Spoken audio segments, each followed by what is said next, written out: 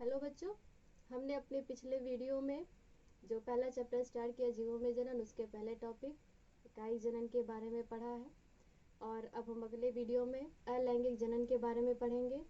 अलैंगिक जनन के अंतर्गत अलैंगिक जनन होता क्या है, उसकी क्या विशेषताएं हैं, उसकी क्या विधियां हैं और इससे क्या लाभ और क्या हानि होने वाली है, इन सब के बारे में हम पढ़ेंगे। तो सबसे पहले हम जानेंगे कि अलैंगिक जनन क्या होता है। जब किसी भी संतति की उत्पत्ति केवल एक जनक के द्वारा हो तब इस प्रकार का जो जनन है वो अलैंगिक जनन कहलाता है।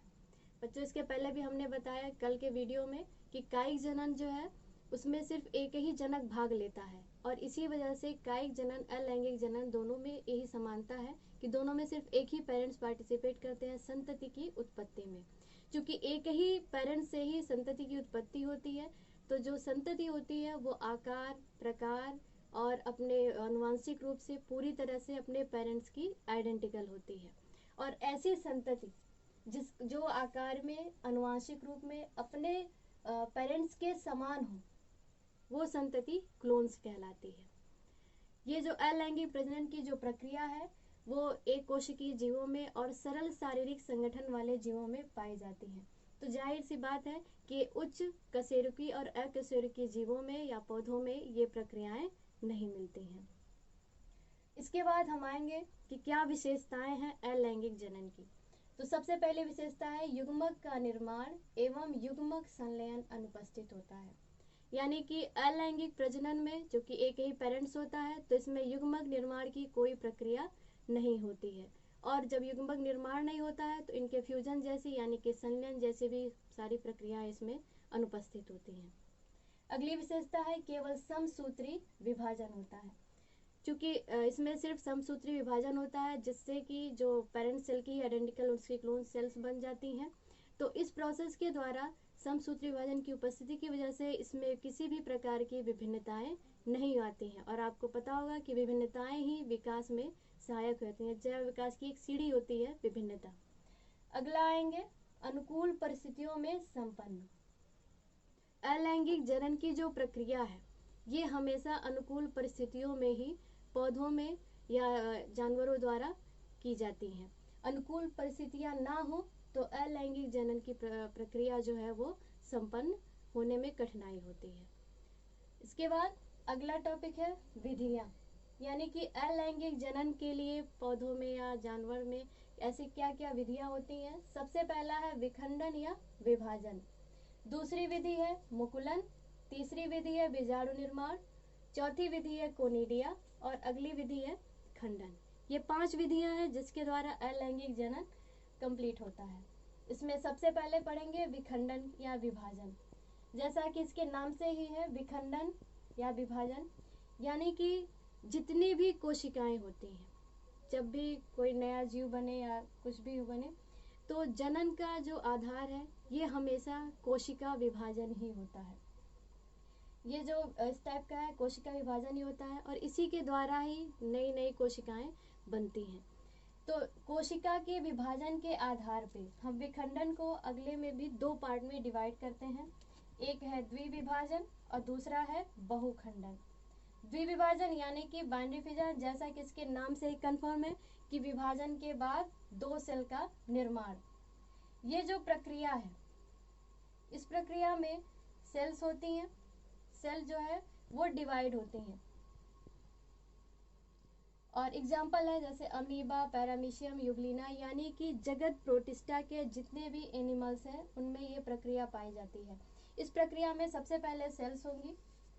सेल्स जो है वो जब इनका जनन का टाइम आता है, इनके अनुकूल परिस्थितियां आती हैं, तो ये जो सेल्स होती हैं ये भोज्य पदार्थों को संचित करती हैं और ये अपने आकार में बढ़ जाती हैं। इसके बाद चूंकि जितने भी जगत प्रोटिस्टा के एनिमल्स हैं उनमें ट्रू के न्यूक्लियस मिलता है यानी सत्य केंद्रक मिलता है, इसलिए सबसे पहले इसका डिवीजन जो है वो केंद्रक से ही स्टार्ट होता है। तो सबसे पहले इसका केंद्रक डिवाइड होना शुरू होगा, उसके बाद उसके किनारे की जो सेल्स होंगी, इनकी वॉल होगी, वो अंदर की तरफ धंसना शुरू कर देती है। कुछ टाइम के बाद न्यूक्लियस डिवाइड होकर 2 पार्ट में कंप्लीट हो जाता है। उसके बाद इनकी जो सेल्स है वो इस तरीके से धंस करके बना लेती हैं, अलग करके वॉल बनाती है धीरे धीरे, और फिर ये इस तरह से दोनों अलग हो जाती हैं। यानी अमीबा, पैरामीशियम, यूग्लिना, इन जैसे जितने भी जीव हैं सब में इस तरह की प्रक्रिया मिलती है और इससे एक पेरेंट कोशिका से दो डॉटर सेल का निर्माण हो जाता है। अगर इस जगह इसके जो प्राणी हैं जैसे अमीबा है, पैरामीशियम है, यूग्लिना है, अगर ये दुर्घटनावश इनको ना मरे तो ये चूंकि एक ही सेल से अगली दो सेल्स बन जाती हैं, तो ऐसे जीव जो है वो अमर जीव कहलाते हैं। इसके बाद जो नेक्स्ट है वो है बहुखंडन यानी कि मल्टीपल फिजन। मल्टीपल फिजन में इस प्रक्रिया में सेल बॉडी होती है, इसका जो केंद्रक है वो डिवीजन करना शुरू करता है।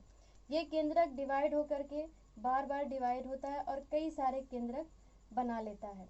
जब ये केंद्रक बन जाते हैं तो इनके किनारे किनारे सेल वॉल बन जाती है, जैसा कि इस फिगर में आप देख रहे हैं। और जब ये बन के कंप्लीट हो जाती है तो इनकी जो आगे की जो आउटर जो वॉल होती है रप्चर कर जाती है और ये जो सेल्स होती है वो बाहर निकल जाती है। और जितनी सेल्स यहाँ से निकलती हैं वो एक अलग एनिमल्स या प्लांट बनाने में सक्षम होती हैं। एग्जाम्पल के लिए प्लाज्मोडियम। और नेक्स्ट है, ये है पहला विखंडन का। अब नेक्स्ट प्रोसेस है मुकुलन का।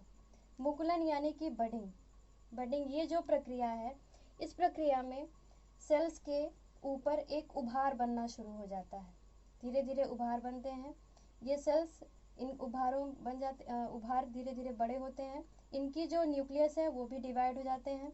डिवाइड होकर के ये न्यूक्लियस जो उभार यानी बड जैसी संरचना बनी है उसमें एंटर कर जाते हैं। उसके बाद धीरे धीरे वो उभार जब बड़े हो जाते हैं यानी मैच्योर होते हैं तो वो अपनी पेरेंट बॉडी से अलग होकर के एक नए जीव का निर्माण कर लेते हैं। इस तरह की जो भी प्रक्रिया है वो ईस्ट में या एक कोशिकीय जो कवक है उनमें, हाइड्रा में सब मिलती हैं। और स्पंज में कभी कभी ये जेम्यूल का भी फॉर्मेशन करते हैं, यानी कि इंटरनल बड्स बनती हैं। आंतरिक ये बड जो बाहर की तरफ है वो इंटरनल बनती है जिसको जेम्यूल कहा जाता है। उसके बाद जो अगला प्रोसेस है वो बीजाणु निर्माण का है, यानी इसके थ्रू भी बीजाणु निर्माण के थ्रू भी ये प्रक्रिया होती है। इसमें बीजाणु निर्माण में इसमें बीजाणुधानियाँ बनती हैं। बीजाणुधानियाँ उसमें छोटे छोटे बीजाणु बनते हैं मेटासिस डिवीजन से। कुछ टाइम के बाद वो कंप्लीट मैच्योर हो जाते हैं तो अपनी पेरेंट बॉडी से अलग हो जाते हैं। बीजाणु निर्माण की जो प्रक्रिया है वो कवक में, शैवाल में, ब्रायोफाइटा में, इन सब में पाई जाती है। जो कि बीजाणु है, बीजाणु एक भित्तियुक्त छोटी सी संरचना होती है, एक भित्तियुक्त संरचना होगी जिसको बीजाणु कहेंगे। ये फ्लैजिलेटेड भी हो सकती है, नॉन फ्लैजिलेटेड भी हो सकती है। ये संरचना चूँकि ये बनती है प्लांट बॉडी में, तो ये संरचना जो है इसका जो प्रकीर्णन होता है यानी इसको जिस जगह पहुंचना होता है, ये सारे जो प्रोसेस होते हैं वो एक माध्यम से, चाहे जल हो, वायु हो, इनके द्वारा होता है और इसी के द्वारा ये दूर दूर तक प्रकीर्णित होते जाते हैं। और ये बीजाणु जिसमें बनते हैं वो बीजाणुधानियाँ कही जाती हैं। बीजाणु भी दो प्रकार के होते हैं, एक होता है चल बीजाणु, दूसरा होता है अचल बीजाणु। चल बीजाणु वो होते हैं जो चल नाम से ही कन्फर्म हो रहा है, यानी कि जो मोटाइल है, जो एक जगह से दूसरे जगह जा सकते हैं। ये बीजाणु, इनमें फ्लैजला होते हैं। फ्लैजला के थ्रू ये बीजाणु मूवमेंट कर सकते हैं, चाहे हवा के द्वारा चाहे जल के द्वारा तैर करके जा सकते हैं। इसमें सबसे पहले एक बीजाणुधानी बनती है, जिसमें भी बने बीजाणुधानी बनेंगी, उसके जो न्यूक्लियस होंगे डिवाइड होते हैं, डिवाइड होने के बाद बीजाणु बनाते हैं। इन बीजाणु में फ्लैजला होते हैं और ये बीजाणु जब बीजाणुधानी मैच्योर हो जाती है यानी बीजाणु ठीक से बन जाते हैं तो बीजाणुधानी रप्चर कर जाती है और ये बाहर की तरफ आ जाते हैं और उसके बाद इनका प्रकीर्णन हो जाता है। इनके जो भी माध्यम हो, चाहे हवा हो या जल के द्वारा, ये एक दूसरे स्थान पे पहुंच जाते हैं। इसके जो एग्जाम्पल है वो फाइटोप्थोरा है, एल्ब्यूगो है, यूलोथ्रिक्स है, जलीय कवक है, क्लेमाइडोमोनास है, इन सब इत्यादि। इन सब में इस तरह के जल बीजाणु का फॉर्मेशन होता है। इसके बाद नेक्स्ट होता है अचल बीजाणु यानी अप्लैनोस्पोर। अचल नाम से कंफर्म है यानी कि ये चल नहीं सकते, यानी ये नॉन मोटाइल होते हैं। ये बीजाणु, इनका निर्माण बीजाणुधानियों में होता है। इनका भी जैसे आप देख रहे हैं कि ऐसे इनके जो प्ररो निकले होते हैं ऊपर की तरफ, वायवीय भाग होते हैं, यहाँ पे इस तरह से बीजाणुधानियों का निर्माण होता है। इन बीजाणुधानियों में इनके जो न्यूक्लियस है डिवाइड होकर के ढेर सारे बीजाणु बना लेते हैं। जब ये बीजाणुधानी मैच्योर कर जाती है तो ये ब्रेक कर जाते हैं, और ब्रेक करके इनके जो बीजाणु हैं, चूँकि ये अचल हैं यानी नॉन मोटाइल हैं, चल नहीं पाते हैं, इस वजह से यहीं पे गिर जाते हैं, और जब इनको अपने अनुकूल परिस्थिति मिलती है तो ये ग्रो कर जाते हैं। जो बीजाणु दाने में इनका निर्माण होता है इसको स्पोरेंजियम कहते हैं, और बीजाणुओं को स्पोर्स कहते हैं। ये जो प्रक्रिया है वो म्यूकर में, राइजोपस, इन सब में प्राप्त होती है। इसके बाद नेक्स्ट प्रोसेस जो है वो कोनिडिया है। कोनिडिया ये जो है इस तरह से एक संरचना बनती है, इसको कोनिडियोफोर कहते हैं। इसी कोनिडियोफोर पे एक छोटे छोटे राउंड स्ट्रक्चर बनते हैं जिनको कोनिडिया कहते हैं। ये कोनिडिया भी अप्लानोस्पोर की तरह होते हैं, यानी कि नॉन मोटाइल होते हैं, मूवमेंट नहीं कर सकते हैं, फ्लैजेला अनुपस्थित होते हैं। ये कोनिडियम जो बनते हैं एक के ऊपर एक करके बनते हैं। ये भी दो तरह के डायरेक्शन में बनते हैं, एक एक्रोपिटल डायरेक्शन होता है, एक बेसिपिटल डायरेक्शन होता है। एक्रोपिटल डायरेक्शन वो होता है जिसमें यंग कोनिडिया यानी कि जो यंग कोनिडिया टिप पे होंगे, यानी कि जो टिप पे हो वो यंग कोनिडिया है और जो बेस पे है वो ओल्ड कोनिडिया है। इस तरह का जो डायरेक्शन होगा वो एक्रोपिटल डायरेक्शन कहता है। और नेक्स्ट जैसे इसका विपरीत हो, यानी कि यंग कोनिडिया बेस पे हो और जो मैच्योर यानी ओल्ड कोनिडिया हो वो टिप पे हो, तो ऐसे जो डायरेक्शन कहलाते होते हैं वो बेसिपिटल डायरेक्शन कहलाते हैं। ये जो प्रक्रिया है यानी इस तरह के जो फॉर्मेशन होती है ये पेनिसिलियम में, एस्परजिलस एक्सेट्रा इन सब में प्राप्त होती है। इसके बाद आता है नेक्स्ट खंडन। इसमें बहुत सारे ऐसे प्लांट्स हैं जिनमें माइसीलियम का फॉर्मेशन होता है, इस तरह से बनते हैं। ये माइसीलियम किसी भी दुर्घटनावश ब्रेक कर जाते हैं। जब ये माइसीलियम ब्रेक करते हैं, जिस तरह से फिगर में दिखाया गया ब्रेक किए, तो ये माइसीलियम जितने भी पार्ट में डिवाइड होता है उसका हर एक पार्ट सक्षम होता है एक नए फिलामेंट के निर्माण के लिए या एक नए माइसीलियम के निर्माण के लिए।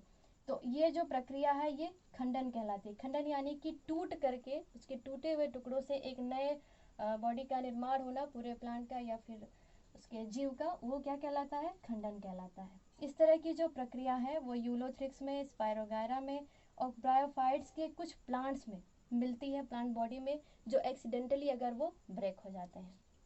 इस तरह से ये 5 प्रोसेस हैं जो अलैंगिक जनन के हैं।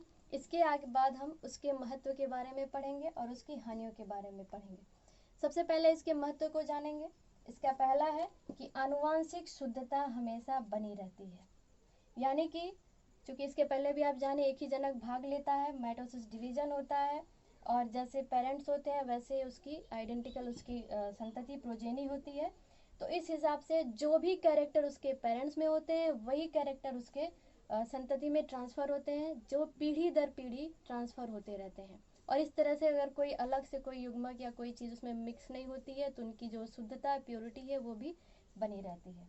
इसके बाद दूसरा इसका जो महत्व है, चूँकि इसी का ही अलैंगिक जनन का ही एक पार्ट वेजिटेटिव रिप्रोडक्शन है, तो ऐसे बहुत सारे पौधे होते हैं जिनमें बीज उत्पन्न नहीं होते हैं, या अगर बीज उत्पन्न हो तो उसमें उनकी क्षमता नहीं होती कि वो एक नए पौधे का निर्माण कर ले, या कुछ में ऐसे होते हैं जो लैंगिक क्षमता जिनकी समाप्त हो चुकी होती है। ऐसे पौधों के लिए ये सारे प्रोसेस या वेजिटेटिव रिप्रोडक्शन ये बहुत ही लाभदायक होता है, जैसे केला है, गन्ना है, अंगूर है, एक्सेट्रा। इसके बाद तीसरा प्रोसेस, चूँकि इसमें लैंगिक जनन नहीं होता इसलिए किसी भी तरह की विशिष्ट संरचना का निर्माण नहीं होता है। जब ये सारी चीज़ें नहीं होती तो इनके भोज्य पदार्थों का जो अपव्यय है वो जो है नहीं होता है और वो उनको अपने में ही यूज कर लेते हैं। उसके बाद चूँकि अगर लैंगिक रिप्रोडक्शन हो तो इसमें सुगंध और रंग ये सारी चीज़ें पौधों में होती है जिससे वो सारे प्रोसेस कंप्लीट हों। तो इन सब में ये नहीं होता है, इसलिए सुगंध, रंग और सारी चीज़ों के निर्माण के लिए इसके कोई भी जैव पदार्थ व्यय नहीं होते हैं। इसके बाद अगला जो है ये इसके महत्व है कि अगर इनके प्रवर्धन यानी कि जो पिछले में पढ़ा था वेजिटेटिव रिप्रोडक्शन, उसके द्वारा जो भी हम पौधों को तैयार करते हैं उसमें जो फ्लावरिंग है वो काफ़ी तेज़ी से होती है, यानी जल्दी होती है, और ये किफ़ायती भी होता है, मेहनत भी कम लेता है और कम टाइम में हम उसको तैयार भी कर सकते हैं। ये था इसका महत्व। अगला है इसकी हानियाँ। क्या इसकी हानि है? तो सबसे पहले ये है कि ये एक ही पेरेंट्स उसमें भाग लेता है और इसमें माइटोसिस डिवीजन होता है, जिसकी वजह से इसमें विभिन्नताएं नहीं होती हैं। और आपको पता है कि विभिन्नताएं ही जैव विकास का आधार बनती हैं। तो जब विभिन्नताएं नहीं आती हैं तो नई प्रजातियों का विकास संभव नहीं हो पाता है। उसके बाद दूसरा, इनके बीजाणु जो हैं वो ज़्यादा की संख्या में बनते हैं, क्योंकि अगर उनको विकृत होने के लिए उचित स्थान नहीं मिला तो ये अंकुरण नहीं कर पाते हैं। तो उस हिसाब से उन पे लगाई हुई जितनी भी संसाधन है और ऊर्जा है वो व्यर्थ हो जाती है, क्योंकि उनको एक से ज़्यादा में निर्माण करना होता है। दूसरा है, अगला है तीसरा, एक स्थान पर जमा हुए जीवों में, यानी कि अगर इनके चूँकि ये प्रकीर्णित होते रहते हैं, अगर एक ही स्थान पे इनकी संख्या एक से ज़्यादा हो गई, ज़्यादा की संख्या में हुई, तो वहाँ पे पोषक पदार्थों की कमी भी हो सकती है, जिससे वहाँ पे इनमें आपस में प्रतिस्पर्धा स्टार्ट हो जाए। उसके बाद उनकी जो उनको चाहिए वो सारी चीज़ों की कमी हो जाए, ये सारी चीज़ें वहाँ हो सकती हैं। और अगला है, इसमें संकरोच की कमी होती है, क्योंकि दो अलग अलग तरह की चीज़ें वहाँ मिक्स नहीं होती हैं, एक ही चीज़ें शुद्ध रूप से चलती जाती हैं, इसलिए हाइब्रिड वहाँ पे, हाइब्रिड विगर की वहाँ पे कमी हो जाती है। तो इस तरह से ये है अलैंगिक जनन, इसके बारे में मैंने आपको सब बताया और उम्मीद है आपको समझ में आया होगा। अब नेक्स्ट जो है वीडियो, उसमें हम लैंगिक जनन के बारे में पढ़ेंगे, जो इस चैप्टर का लास्ट टॉपिक है। अगर इससे संबंधित कोई क्वेश्चन आपको पूछना है तो आप पूछ सकते हैं, और अगले जो वीडियो है आपको मिलेगा, उसके लिए आप लैंगिक जनन के जो भी प्रोसेस है उसे आप पढ़े रहिएगा, और ताकि उसको आपको समझने में आसानी हो। Thank you.